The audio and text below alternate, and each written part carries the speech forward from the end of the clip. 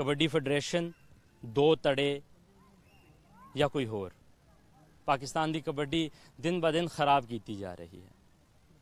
मैं पंजाबी लहर के तल ते इन्हां सारियां तड़ियां नूं कबड्डी फेडरेशन नूं बेनती करदा वां कि आओ पाकिस्तान आस्ते, इस मुल्क आस्ते अपनियां सारियां नावां छड्ड के एक मंच के उपर बैठिए अते सारे मसले मसाइल हल करिए, क्योंकि दुनिया दे विच खेड अज दिन ब दिन किधर पहुँच रही है और साडे की हालात ने। दुनिया पाकिस्तान की कबड्डी दे विच हीरे बट नूं मन रही है कि उस टाइम दुनिया का सब तो वड्डा प्लेयर है, लेकिन अफसोस साडे फेडरेशन कबड्डी दी उन्होंने बाहर नहीं जान देंदी।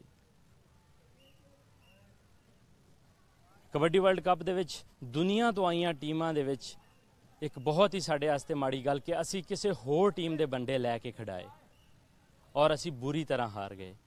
मैं एक बारी फिर इन्हां सारियां धड़ियां नूं कबड्डी फेडरेशन नूं बेनती करदा वां कि आओ रल के बैठिए, अपनी अनाह मकाइए ते मिल के बह के मसले हल करिए ते अपने पाकिस्तान का नाम रोशन करिए।